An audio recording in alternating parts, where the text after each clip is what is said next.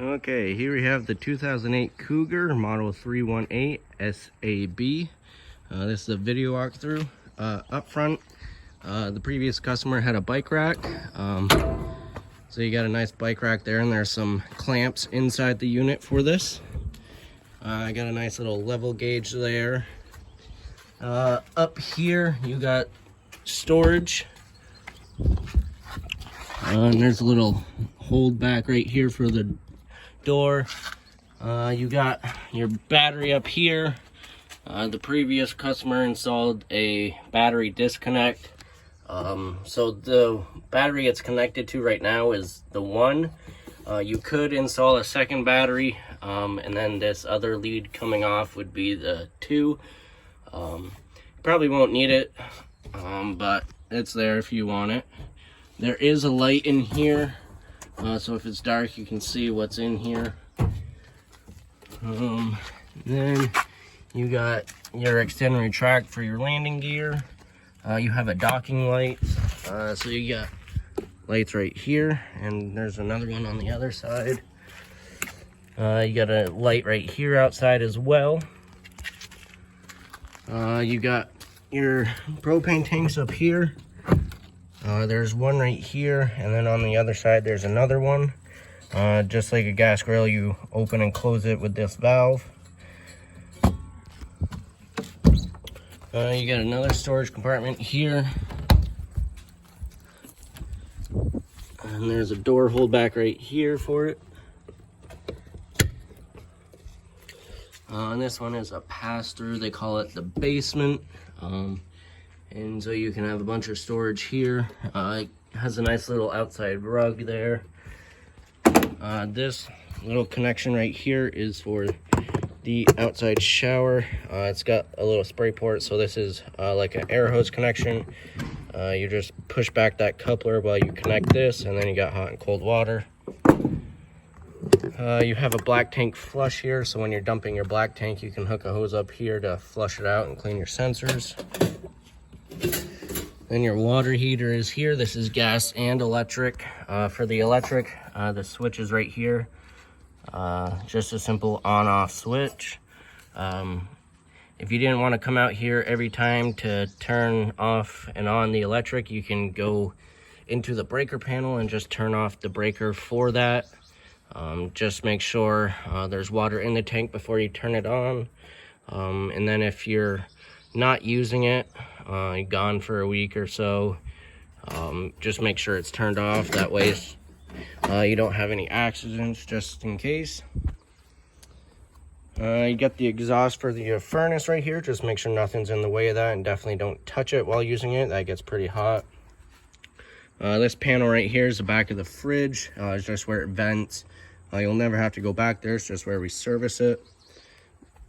Then down here is your sewer connection. There's one outlet, and then you got 3 valves. So this one right here is a gray tank valve. Then you got your black tank valve there, which is your toilet, and then up there you have another gray tank. So that one will be for your bathroom, your sink and shower, and then this gray tank will be for your kitchen sink. All right, moving down.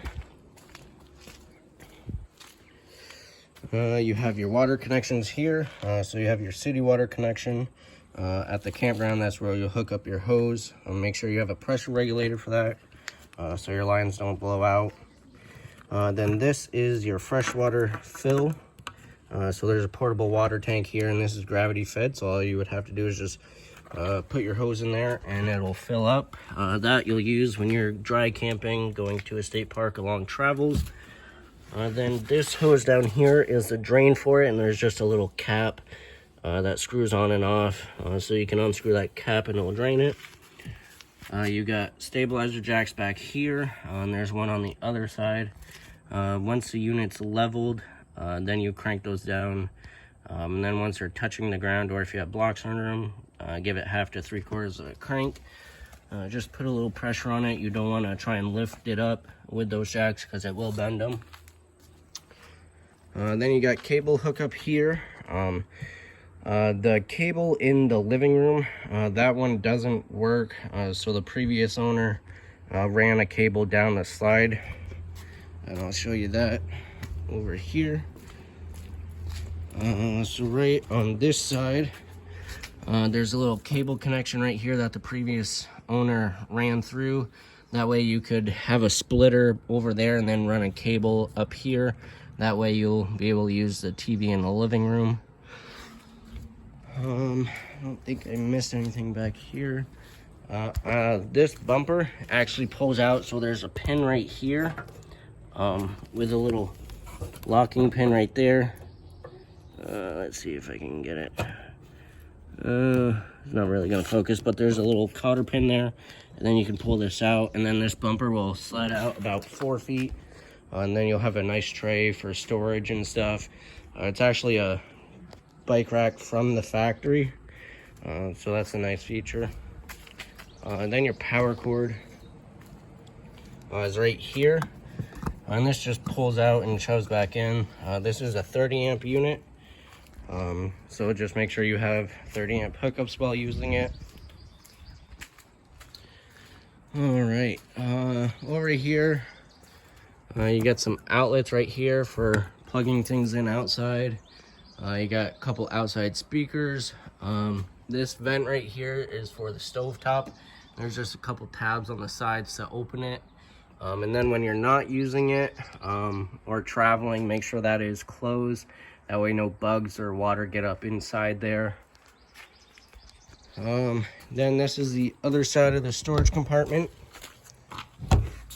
And this one has a bullet style holdback. That way it opens all the way.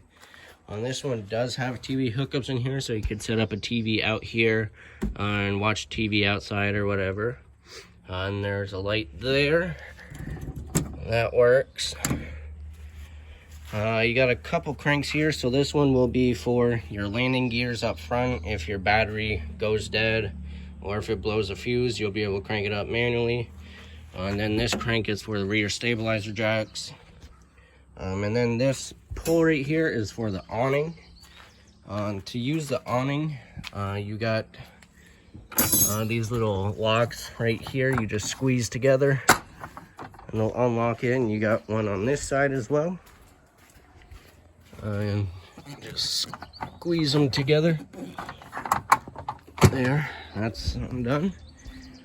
Then you take your pole. And right up here you got a lever. It says roll up and roll down. You want to pull the lever so it's pointing towards roll down. Then you got your strap right here. You just put the pole in the loop and you just pull it out.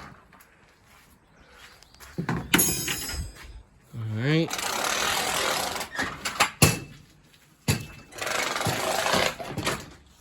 And just pull it down till it's about straight down.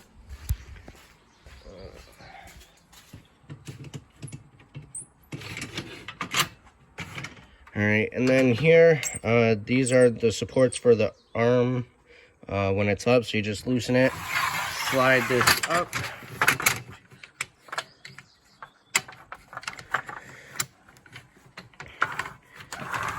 And slide it all the way up until it locks in. And same on this side. Make sure it's loose.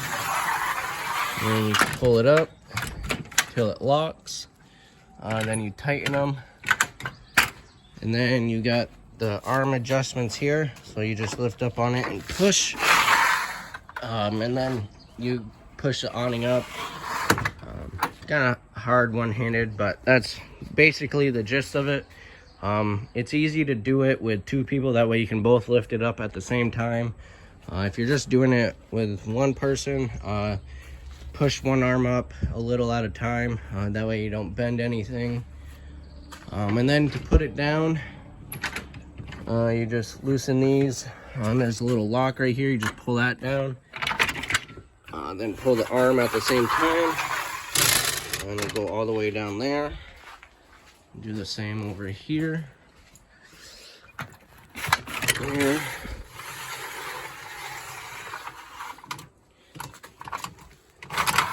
Alright, so that's all the way down. All right, and then this is gonna be hard to do one-handed, but I'll tell you before I do it. So you'll grab a hold of this strap, you pull it down a little bit to relieve some of the pressure because this is spring loaded. Once you have it pulled down, you'll flip this lever, so it says pointing towards roll up, so you just flip it up. And then once it's flipped up, you'll just grab a hold of it. You won't let go, you'll just roll it up gently. Make sure you have good pressure holding it.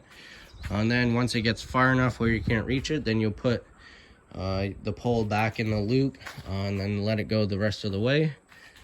So I'll try and do that one-handed right now. So pull down, flip the lever, and just let it go slowly. And then put that in the loop. And then you just gently roll it up. Then it's all the way in. And once it's up, you just come over and squeeze these until it locks in. And now your awning's put away. With the awnings, if it starts downpouring or if it's really windy, roll your awning in immediately. Because if it's downpouring, it'll stretch the fabric up top. It'll pool in the middle and stretch it, might rip it off. And then if it's really windy, it's like a giant kite, so it has a chance of ripping off. If it's just sprinkling a little bit, you can adjust the arm so it has a pitch on it so the rain will run off. But you definitely don't want to leave it out during a storm or anything. All right, last thing outside is your other propane tank right here. On this right here is your regulator. You can see this window up here is green. That means there's gas going through it. And then this lever right here is pointing to what tank is drawing from. So it's pointing towards the left right now, which is this tank. Once it goes empty, you can flip it over and turn on the other tank. If you have them both on, once this tank goes empty or whatever one it's pointing to, that little window will go red, meaning the tank it's pointing to is empty. But if they're both on, the little valve inside here will automatically switch over to the other tank. But you will have to manually flip that lever over if you want to take this one off to go get it filled. All right. Then we'll go inside now. And your door does have a hole back here. That way you can leave your door open and it won't keep shutting by the wind. And then you can have your screen door closed so no bugs or anything get inside. All right. Now going inside, to the left is your fire extinguisher. Always know where that is. Then to the right is your monitor panel and your control center. I'll shut the door, the sun's a little bright. Okay. Yeah. All right. Well, this is actually just control center. The monitor panel is separate. But you got your ceiling light switch here. So it turns on those 4 lights on the ceiling. You have a floodlight, so the light up front on the top is for that, and then the porch light is the one outside right next to the door. Then you got your slide room switches. So this first one is going to be that slide right there. This middle switch is for that slide there. And then the last one is for the bedroom. All right, so your monitor panel is right on the side of the wall by the fridge. So you just push each button and it'll tell you how full your tanks are. So I did do a water test. I ran water through it, so your freshwater tank is full and there's water in the tanks right now, but those will be emptied before you take it. Then you got your pump switch here that you'll turn on when you're using your freshwater tank. Being set up at a campground, you'll never have to worry about that unless some reason their water stops. You could have water in your freshwater tank and then use it that way. And then to use the gas for your water heater, you just flip that switch there, and that light will go out once it's lit. It usually takes a couple seconds to think because it is electronically lit, so it has to process that it's basically its brain thinking, okay, it's time to light. And it just lit, the light stays off. If it lights and then goes out, that light will come on, or if it doesn't light at all, that will stay on. It'll try 3 times. If it doesn't light in that 3 times, it'll go into a lockout. All you have to do is just shut it off, wait a couple seconds, check your gas bottles, make sure they're on, make sure there's propane in them, and then just flip it back on again, and it should light right up. All right, now your fridge. This is probably the easiest fridge out there. You got 2 switches. You got your on-off switch, so you turn it on. And then this switch is for your control, what source it's running off of. So with this button pushed in, it's on auto. That means it's looking for electricity first. If you lose power overnight, or if you're not plugged in, it'll automatically switch over to gas if your propane tanks are on, and it'll light up. If it doesn't light, the light next to the check will come on, telling you that it did not light on propane. Now, if you're plugged in and you only want it on running on gas, all you have to do is just push that button and it'll pop out, and then it will light right up. But if you're, plugged in and stuff, it's best to just leave it on auto. Most people will just leave it on auto anyways. That way, the only button you have to press is the on-off button. To open it, you got this little button right here. You just push, and then you can open it. And there is a light in here, so you turn it on, and the light will come on. Then the freezer part right here. All right, you got your stove and oven right here. And this does have a sparker, so all you have to do is just turn it to light and hit the sparker, and it'll light right up. Turn all of them on.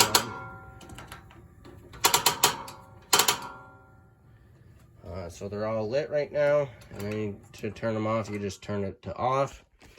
The only thing you'll have to use a lighter for is the oven pilot. And to light it, let's see. So your pilot is right here. All you have to do is just turn this to pilot right there. Let's see if it will focus. So pilot, and then you push and hold it with one hand, and then you light your lighter right under the pilot. Keep pushing that button in. Once that pilot is lit, hold it for another 10 or 15 seconds, because there is a thermocoupler there. And that just tells the gas valve that there is, the pilot's lit. That way it's not just gas coming out. So keep that in for a little bit until probably 10 or 15 seconds. Then let off. If the pilot stays lit, then you can turn it to what temperature you want. If it goes out, all you have to do is just retry it again, and then it'll light. That pilot, it takes so much less gas and everything. It takes so little that it does take a little bit to light the first time, get the air out of the lines, but once it's lit, you should have no problem. Stovetop light and fan, household microwave right here, a bunch of storage around underneath right here. Right here, these are the clamps for the bike rack up front. And there is a backup camera on here, and that is a monitor that would go inside the vehicle for it. It could also be used as like a security camera or a observation camera. It just takes a 12-volt plug-in. So you could get a little converter that plugs into the wall that goes to 12 volt. And then you could keep an eye on what's behind you and stuff. All right, you do have a light above the sink, a light above the dinette with a little push button right here. Same right here, little push button, and then another light there. Couple lights there, and you do have storage above them. Then you got your entertainment center here. So you got storage, nice little desk area, the TV right there, and there are remotes in here for the TV and the radio. This is also your DVD player, and that's already hooked up to the TV. So all you would have to do is just put a DVD in there, and that will automatically go to the DVD setting. The only thing you would have to change is the TV setting to the DVD source. Light here. And then these chairs, if you want to close the slides, you have to move them out of the way because obviously they're in the way of the slides. So I found the best way to do it is this one. Just tuck in under that desk. And that one you'll have to pull up in front of the refrigerator because there's not enough room for both of them to close these. Your dinette table, the poles come out and you can rest the table down to make a bed. You got storage up here. Then you got your converter right here. Open this up and you got your fuses and breakers there. Then you got your bathroom. So your toilet right here, you have a foot lever to flush it. You got your bathroom sink.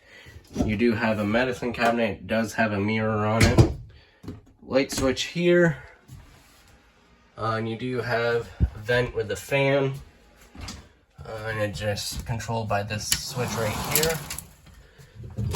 here. More storage. And then your shower. Just regular hot and cold water. And then the previous owner installed this little soap dispenser right here, which is pretty nice. So you don't have to have your soap bottles everywhere. You can just fill it through the top. And then just put your hand under and push the button. There is a lock right here. If you were to travel, you could lock the door closed. Light in this little hallway right here. Turned on. And then your thermostats right here. So you got cool, which is your AC, and then furnace. And then you got the fan mode right here, so you can turn it on, have it on low and high. So your fan just turned on. Then you can turn it on auto, and that'll turn it off. When you are using your air conditioner or furnace, make sure that's in auto. And then for the air conditioner, you can control the fan speed right here, low and high. And then the furnace, you got your temperature control here for the furnace and air conditioner. All right, now your bedroom. You got your bed, a couple overhead lights, and there are little shelves on each side to put your phone and stuff. You got a little closet space right here. You have TV hookups there. Put it there. And you got a little bench here with storage underneath. And then you got your drawers right here. And more closet. And then you got a nice miniature walk-in closet. There's a little lock right here to keep the doors locked. So you just pull up on it and then you can slide the door open. And you got a little shelf up here, and then you got hanging space right there. And it goes back there, and there is an outlet there. All right, there is a vent right here. There is no fan in it, but you can open it to let some air in or out. All right.